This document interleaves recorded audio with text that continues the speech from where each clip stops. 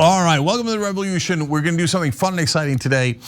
Something we haven't done before. We're going to spill the TYT. We're going to ask some fun personal questions, sneak in a couple of political ones to 3 candidates. They're all Rebellion PAC candidates, which means they're all corporate PAC free.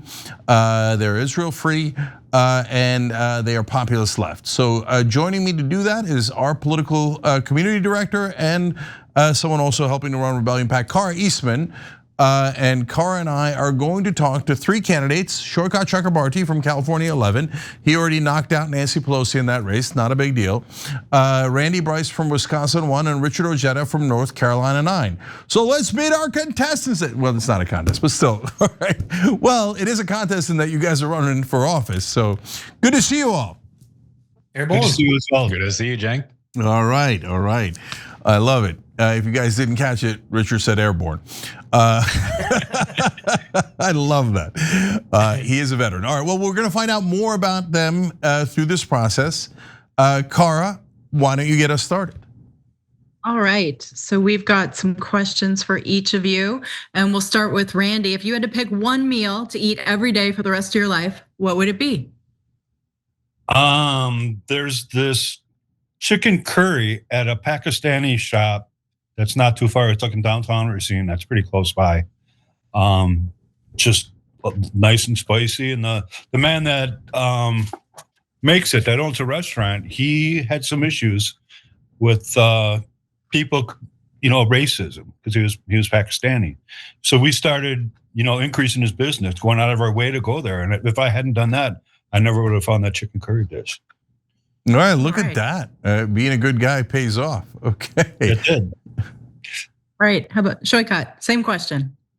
Oof, it is a tough one. I live in San Francisco. We got a lot of good food here, but there's a spot down the street called Be It Rima. It's actually a Palestinian-owned place. I go there for lunch probably 2 or 3 times a week, and they have a chicken dish. It's called chicken murakash. I want to say it's like supposedly it's like the national dish in Palestine, but it is delicious. And the guy who runs the place is a guy named Samir.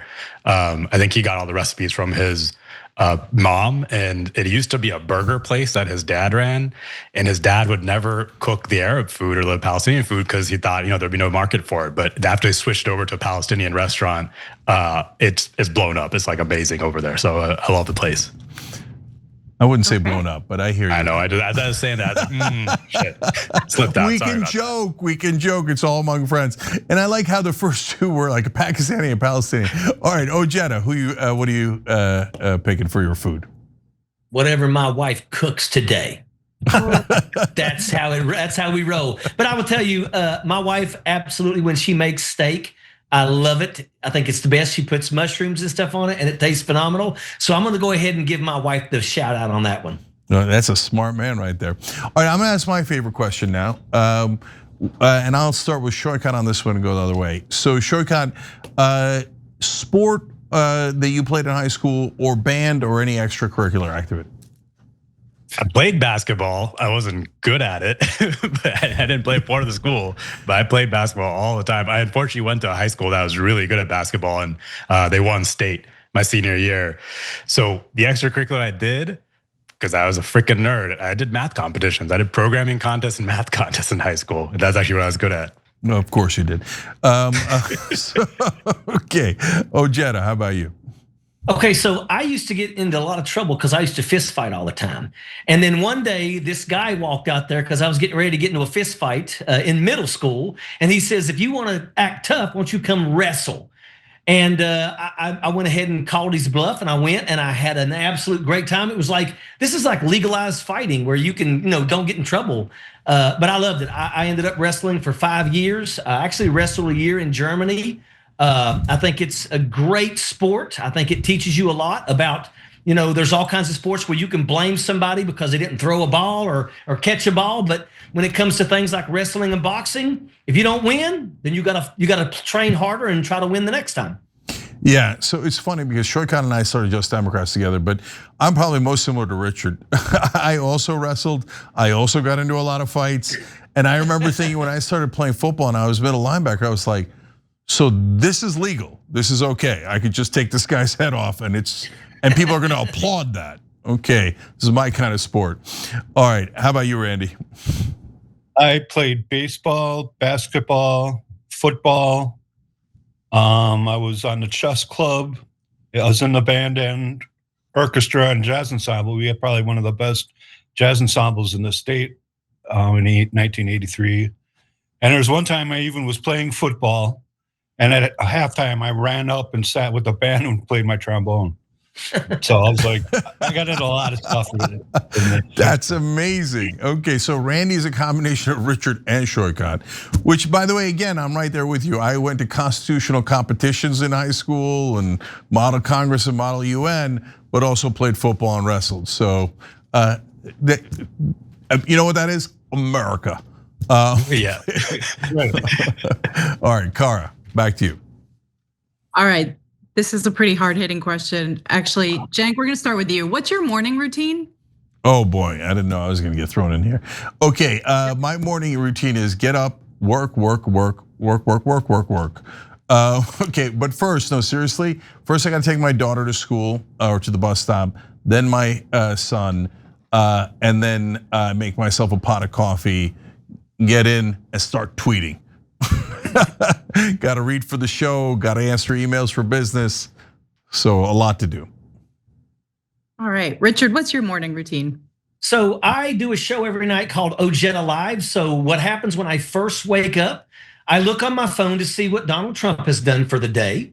And then I come down to my office and then I basically just start writing things down about what I want to discuss when I go live later on in the day. So that's pretty much, unless I have now, campaign events and things like that. But for the most part, when I have the time, this is what I do. I just immediately jump on my phone and then come down to my computer and start reading articles and researching. All right. Randy, what about you? Well, I open my eyes, and as soon as my dog notices that I open my eyes, she jumps up on top of me and starts licking me. So that tells me I have to get up, feed her, and I usually have some tea and a bagel before going out about doing whatever I'm going to do, whether it's a campaign event or something going on. All right. All right. So, yep. Sorry. Oh no, we got to find out Saikat's morning. Yeah. It's a little similar to yours, Cenk, but except the mental health. I'm worried about Cenk and Richard's mental health here. You just start off with Twitter and Trump quotes, but I wake up. I try to make breakfast. Try to have breakfast with my daughter if I don't have an early campaign thing, and have coffee. And if I don't have anything like right at the morning, I'll try to drop my daughter off at school. I bike her down school. It's one of my favorite parts of the day. Yeah, God, when I used to take my daughter to preschool and we hold hands and walk the whole way, doesn't get any better than that. All right, this one's a quick and easy one. Randy already answered it, but I'll start with Randy just in case he's got more. Do you have pets, and what kind of pets? I have a black, she's a plot hound, and from the South, she's a rescue pup, and that's the only one. Her name's Rosie the Riveter, and let's see, she just turned 3. Okay, that's perfect because Randy's also known as IronStache. He's an iron worker. So Rosie the Riveter. I mean, it doesn't get any better than that, right? And Randy, is there anything you haven't rescued yet? Oh, right, Wisconsin won, but that's going to happen soon. Right. All right. How about you, Richard? So I had an English bulldog by the name of Bud Charles II for 16 years, and I'm going to be honest with you. When we lost him, it broke us. I mean, my wife was the most amazing when it come to that dog. We have 2 cats now, but we kind of like, we feel like we can't get another dog because we feel like it's like cheating on Buddy. I mean, this was the best dog. An English bulldog has a life expectancy of 8 years. And the veterinarian told us that we had a perfect specimen of a bulldog. He had no eye issues, no tail issues, and lived to be 16. And it was really, really hard to say goodbye. All right, Saikat. Don't want to kill the mood. Sorry. It's okay. It's a real answer. Yeah, it's a beautiful thing. We do not have a pet. My 6-year-old kid is on the beat trying to get us a dog, but I'm like, oof, this is enough that my wife's doing right now with me running for Congress. So I don't know if we can get a dog right in this moment. Yeah. So Cara, we had a guest appearance by one of your pets. Who was that? That was Sammy, and the other one is Zoe. They're brother and sister. They're bonded, and every time I'm on a Zoom, they decide they need to show their faces on a Zoom. So they are very well trained. Yeah. I hogging up the camera. I don't know anybody like that. All right, Cara, you're up. So a couple of things. One, for people in the audience, if you want to ask a question, go into the members chat on tyt.com, and I'll try to field some of those for you. Also, I just want to go back to the morning routine question. So I don't like to generalize too much, but I think this is a clear way that we can tell men and women apart in some ways in American society. When I wake up, I wash my face, I scrape my tongue, I brush my teeth, I have my cocktail of psyllium, Shashandra, NMN, collagen, creatine, apple cider vinegar, olive oil, then I have tea, then I have yogurt and fruit or some sort of whole grain granola. Then I stretch, I work out, I come back, I shower, I do all of my skincare, and right before all of that, I check my emails and my texts to make sure that everything at TYT is all good and Cenk doesn't need anything. Wow, you do like more healthy stuff in the first hour of your day than I do all year. I won't say, I just realized all of us forgot to say we brush our teeth. I'm hoping I'm not the only one that has that in common with Cara's morning routine.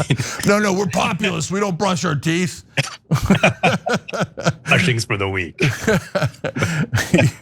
All right, Cara, what's the next question?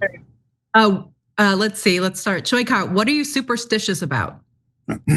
Oof, I don't have that many superstitions, but I guess if I don't know if this counts as a superstition, but I still do care about random predictions my parents will make. Like if my mom or my dad's like, oh yeah, this thing for no reason at all is a bad idea. That affects me. I'm like, oh man, even if everything's going well, I'm like, maybe it's a bad idea, right? Yeah,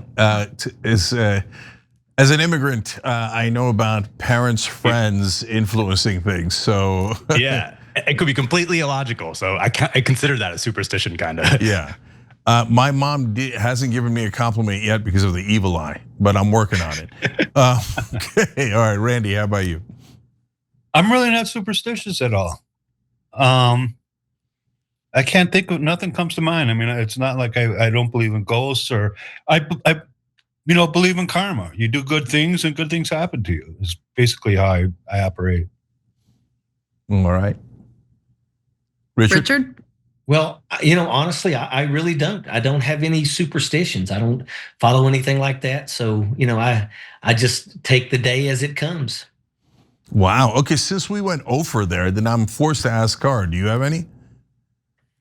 Yeah, I think I'm a little bit superstitious about, no, I'm not superstitious about anything. Interesting. I really wanted to, but I just don't. I used to be a bit of a numerologist. I'd look for my favorite number, then it was gonna be a good day. If I saw it on a license plate or something. Now, believe it or not, now I have to say that there is a special number that whenever I see it, I automatically salute it and I say, all the way, Sean. Sean was my mentor when I was a young soldier, when I was enlisted. He's the one that made the phone call that actually got my orders changed from Fort Hood, Texas to Fort Bragg, North Carolina, because I always wanted to be a paratrooper. And unfortunately, I lost him in a helicopter crash. We both went to Fort Bragg together. We went to airborne school together, went through sapper school together. And then he's the reason why I ended up getting out of the Army and becoming an officer. He's the one that convinced me to take that scholarship that my company commander put in my name, and I had no idea about it. But I left, and unfortunately, there was a event, and he was killed in a helicopter crash. So every time I see the number 814, I always salute it and say, all the way, Sean. You know what? Now you put it in my head. Now when I see 814, I'm gonna think of Sean. I hope you do. Let me tell you something. He was a special person. There's very few people. I spent 24 years in the military, and I would say that he is one of a kind. He was by far the best non-commissioned officer, and everybody who knew him knew that that's how he was. We used to say he carried a number two. He had a FM manual for a number 2 pencil. He could answer any question. He was really that good. All right, now we did a little bit of a bridge towards some tiny bit of political questions. And by the way, Cara, thank you for pointing out. Yeah, if you're watching, you could write in. We love that from our members on TYT.com, or if you're just watching on YouTube. And watch live. Every day, the Young Turks is 6 to 8 p.m. Eastern, and then 8 p.m. we're doing interesting things like this revolution, where we're trying to create a bipartisan populist revolution to get our government back. So we'd love your participation in it. Okay, so I'll start with Randy on this one. Who's the first person you called when you decided to run for office this time? This time, I called Bill Hires. Interesting. And who's that? Senior advisor for me. He did the video, our first video that went viral, and he also arranged. He produced this opening video for this campaign. He pretty much he put the team together for me.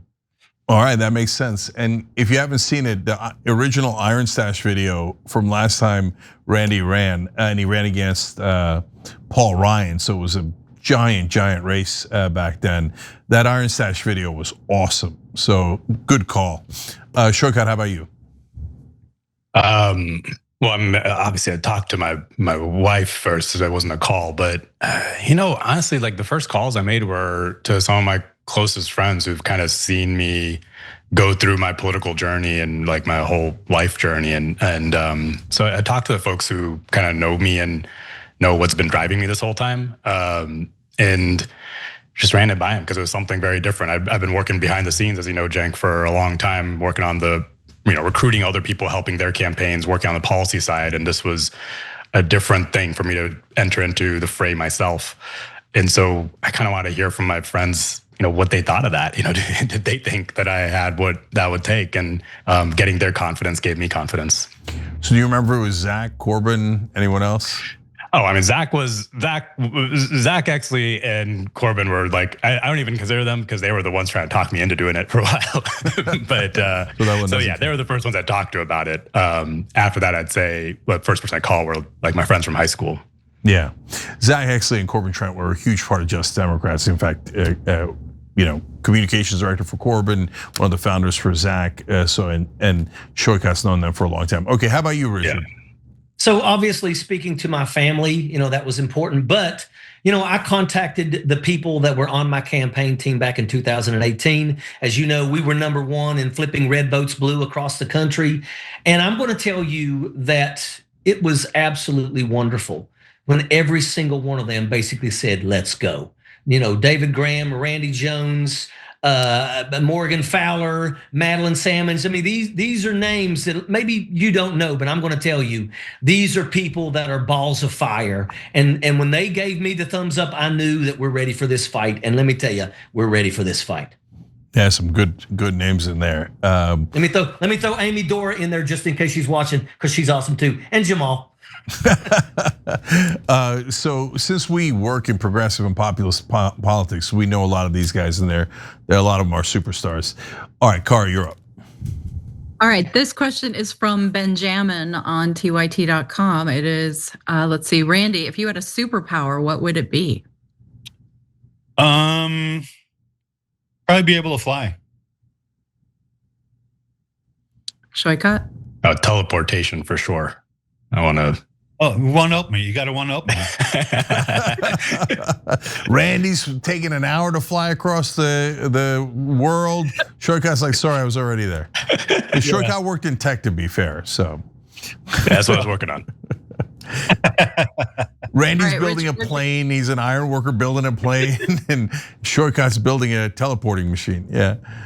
Well, I will tell you that if I had a superpower, it would be to be able to reach every single person that I talk to and let them be able to see the actual truth. I come from Southern West Virginia, and I come from places where MAGA is absolutely like steel, as strong as it gets. And I would love to be able to literally go into the minds of these people and really show them the truth. Because look, at the end of the day, we've got to wake these people up. There's so many people in this country that are literally following this horrible path. And if I could wake people up and really allow them the ability to see the truth that's actually taking place, I think it would be something that could save our country. Yeah, that's a beauty. All right, let's go to one more core political question, which is, if you could pass one law, you get to unilaterally pass it once you get into Congress. What would it be? Shortcut. Let's start with you. Medicare for all. Okay, super clear answer. Richard. Yeah. Well, I would like to make lobbyists wear body cameras, because if lobbyists had to wear body cameras and you could go on your computer and watch every conversation that your member of Congress is having with lobbyists, then I guarantee you, if they knew you could watch, they'd be far less likely to sell you down the river. And make no mistake about it, behind closed doors, they're always selling you down the river. Yeah, no, I love that idea. That's very unique. Yeah, unsurprisingly, I like your idea so far. Okay, Randy, how about you? I would say it's Medicare for all would definitely be up there, and so would be getting rid of Citizens United. Mm. Yeah. Maybe we're all on that. Yeah, maybe we do Citizens United first, so we can pass the rest of them. Right. All right, Cara, back to you. All right, I'm looking to see who else we've got. I think there was a question from Nerd Ferguson. The worst job you've ever had. Saikat, we'll start with you. Oof, the Working worst with job Cenk I've ever at had. Justice Democrats. No, all right. Could qualify. I mean, so when I actually graduated from college, because I've had like harder jobs, but the first job I had, I worked at a hedge fund for a little bit, and I was just trying to make money to like help my parents out. But I hated it. Like, I thought I was gonna stay there, try to make whatever money I could for a year. I lasted about 9 months and I quit. I was working for this guy, Ray Dalio, who's just written books and stuff about the culture of that company I worked at. And it was wild. They had this like radical transparency stuff. Some of it was okay, but some of it was just like cruel, and I saw like coworkers of mine get chewed out and just like brought to tears. And I was like, this is not for me. And also I remember asking one of my coworkers, so like, what do you find value in what you're doing right here at the hedge fund? And they just be like, we provide liquidity to the markets. Like, okay, that's not an answer. So I'm out of here. So that's why I quit. What is your bedrock value? Liquidity to the markets. Yeah. That is a hell of an answer. That's when you're in the wrong place. I interviewed Ray Dalio, and he's a fascinating cat, but that radical transparency is hardcore. It's really, it was. Yeah, that's not easy to handle. All right, worst job, I like it. Where are we going next, Cara? Randy, worst job. Probably my first day as an iron worker. I was an apprentice, didn't know anything, and they like train you on a job. But because I didn't know how to tie the rods together, it was putting out rebar, laying them out on a bridge deck, which is like a double mat, like 6 inches by 6 inch squares, doubled up. So it's like they partnered me up with this. It was kind of a hazing. They partnered me up with this guy that was, if you take his head off, he'd be a perfect circle and short. So he was like, grab as many as you can plus 20, and then carry them over to where they got to go with this guy. And it's like, because it's a double mat, your feet always tend to like want to slip in there, and if you slip in there, you're gonna go, your bars are gonna go flying, and the other guy's probably gonna go flying too. But after I learned how to tie pretty quick though after that, because I went home, my shoulders were purple and black from carrying rebar on it, and it took me like 10 minutes to get up a flight of steps. And I talked to my mom's boss, and she was like, "Does it look like Coca-Cola when you pee?" I was like, "Yeah." "How did you know?" She's like, You're literally peeing blood." Yes. it'll take a couple weeks before you feel normal. But I went back because I already put in my 2-week notice for the job that I left to become an iron worker. So there was no. I was like, I was pretty committed at that point, and I stayed in. And then the next bridge deck I went to, I mean, I got in shape pretty quick. And so after that, it wasn't anything. It was like you take a break to carry rods, because otherwise, when you're tying rods on a bridge deck, it's basically standing up, but like bending over and tying your shoes. That's basically what it's like, standing like that all day. And if you stand up for too long, you get yelled at. Man, I thought it was corporate law was a bad job. That's a tough job. By the way, guys, look, as you can tell, these are real Americans that have lived here, love this country, trying to make it better. We'll put the link to all their campaign websites down below. If you're watching this later, make sure you check them out. Go check out their policies. Okay, but Richard, you got an answer for the worst job? Yes. So first off, I've been a state senator. I've taught at the high school level. Spent 24 years in the United States Army. And I would tell you that if I had to pick a time, because I've loved all of the jobs that I've had, but if I ever had to pick a time when I could say that was the worst, when I was in Afghanistan, I was in an area on a 12-man team, and we were remote. I mean, we were out in the middle of nowhere, and rank, sometimes they say, well, rank has its privileges, but when you're in a situation like that and everybody has to pull their weight, I mean, I can remember me actually having to, burn, what. So never fun burning waste, but everybody had to put in their time. Nobody was and once again, I was okay with that, because regardless that I was one of the highest ranking folks at that location, it's about being a part of a team. So and we needed that team when we had so many people that were just so few of us. Yeah, so when we started Young Turks, I suck at anything technical, so I couldn't help with like plugging in the wires or anything like that. So I was known as the lugger. So if anybody needed something lugged from one side to another, I'd step in. That was my role. All right, so I can't believe we're almost at half an hour. This is so much fun. Okay, back to personal stuff. What's your favorite TV show that you're watching right now? So let's start with Shortcut on that one.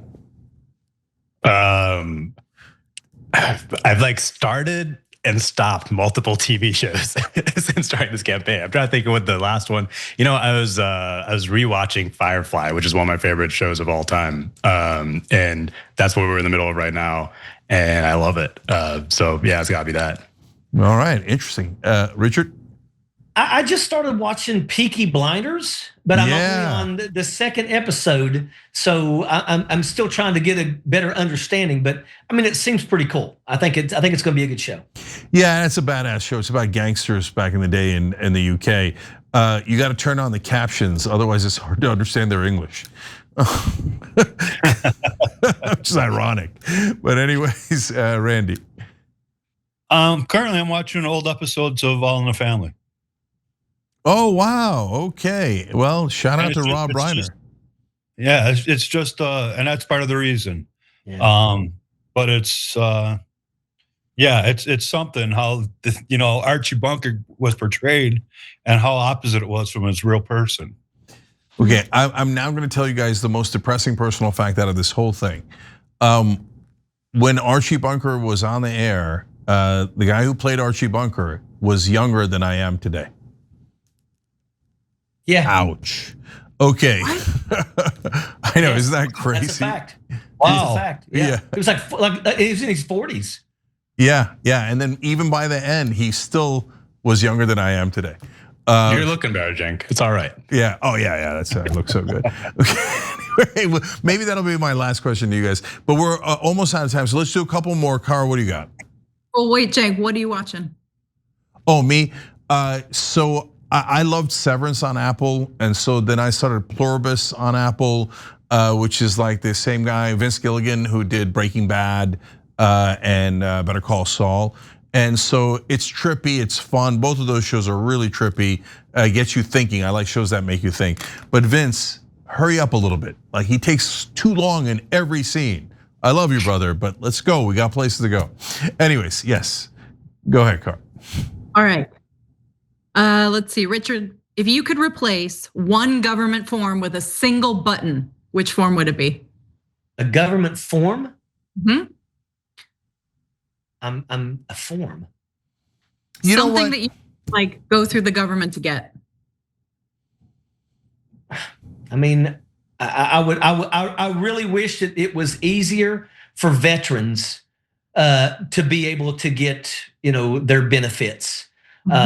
So if it was something government-wise, I really wish it was that, because a lot of people, especially your combat arms, will literally beat their body to death.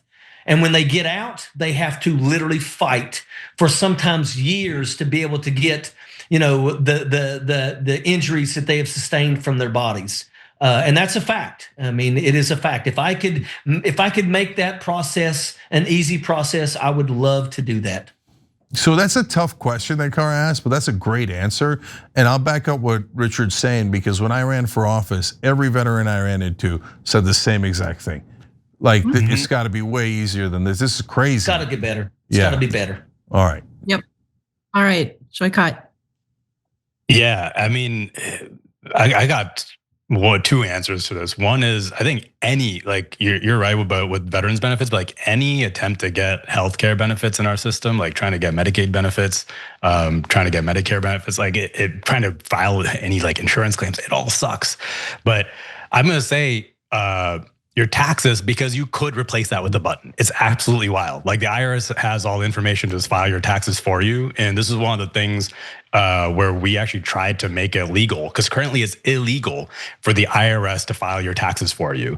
There's a law inside the appropriations bill that prevents the IRS from doing it. And guess why that law is there? Is because Intuit, the makers of TurboTax, pay tons and tons of money in campaign contributions to keep that illegal. And it's like we tried to fight against that when I was in there as AOC's chief of staff. And it wasn't the Republicans, it was like the Democrats who came after us and refused to change that law. Biden finally actually repealed it for a bit, and Trump put it back in because, I'm sure the CEO of Intuit probably paid a bunch of money into his inauguration fund or something. But I'm gonna pick that because we can't actually replace that with a button. Just quick editorial note that's why the shortcut was not very popular in Congress when he was AOC's chief of staff, because he would call out Democrats too, and they didn't seem to love that. But that is exactly the right thing to do. So what would you do in Congress is a question we normally ask in political conversations. But in Shortcut's case, we already have a good sense of. Hey, Jake, if I can kind of interject here on something, and I think that all three of us would be in agreement with this. We take back power and we get the majority. We had better hit the ground running with legislation ready to drop immediately, because that's what needs to happen. We need to solve problems and solve problems fast. And if Democrats are the ones dragging their feet, then they need to be called out on dragging their feet. There's a lot of things. We got to go against corruption. We got to fix a lot of problems in this country. And if anybody wants to drag the feet, especially Democrats, then they need to be called out on that. I love that. All right, Randy, you got the last answer here. I was going to say taxes, but I also agree with Richard about the VA. I was stationed at Fort McClellan for training for military police, and that base has since been closed as a toxic base. And there's all kinds of Facebook groups, and we communicate on how to get benefits from that, because I had cancer that doesn't run in my family at all. And it was a weird kind of cancer that there's no other explanation. But a lot of people have had cancer that were stationed at that base.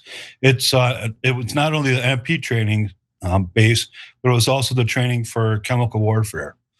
And I mean, so we crawled on the ground, after they stored all kinds of Agent Orange, and that's where they had the munitions there, and we're crawling around in all of the dirt. And then a few years after I ETS, got out of the Army, I found out that's when I had cancer, and I was like, how did this happen? And it ended up bankrupting me. Yeah. But no, that was, I would say that. Yeah, I'm so glad we did this as an inaugural episode of this format, right? But we really do get to find out about you. So, I mean, Randy's had a lot of hardship. Ojeda's had a lot of people and pets die around him. But since he was in the service for so long, that's literally true, right? And that's super hard. And so, yeah, and so, but we're out of time. So I got to ask you one and a half last questions real quick. Okay, this one is favorite workout, because I'm actually curious. Ojeda, how about you? I absolutely love buys and tries, my brother. Love them. Love them. Okay, I love it. You gotta bring the beast. Saikat, who is surprisingly cut. What's your favorite workout? I mean, I do just normal, just hit the gym, do my squats, deadlifts, benches. But if my favorite is playing basketball. Like I love playing a good game and pickup. Okay, Randy? Riding a bike and going on the rowing machine. All right, and the last half question is, we'll start with Randy and go backwards. Who's gonna win the Super Bowl, Patriots or Seahawks? Seahawks. I think they're such a phenomenal team. They're pretty solid all around. Richard? I'm gonna catch flack, but I'm Seahawks. You don't have to catch flack for that. Shortcut. Yeah, I'm gonna say Seahawks just so I can say that the Niners would have won if they had just gone past the Seahawks. I don't know about that. Okay, but a good answer coming out of San Francisco. All right, Shortcut's California 11. Ojeda is North Carolina 9. Randy is Wisconsin 1. Okay, the links are down below. Make sure you're checking them out. They don't take corporate PAC money, so you got to help them out. These are real Americans trying to fight for you guys and fight for the average guy. So make sure you're helping them out. I love that you guys did this. I love that you thought of this, Kara. So thank you to all of you. Really appreciate it. Well, thank you. Appreciate the invitation being on. Thank you. Absolutely. Thank you all very much. All right. Have a wonderful weekend, everybody. We'll see you on Monday. You as well. All right, take care.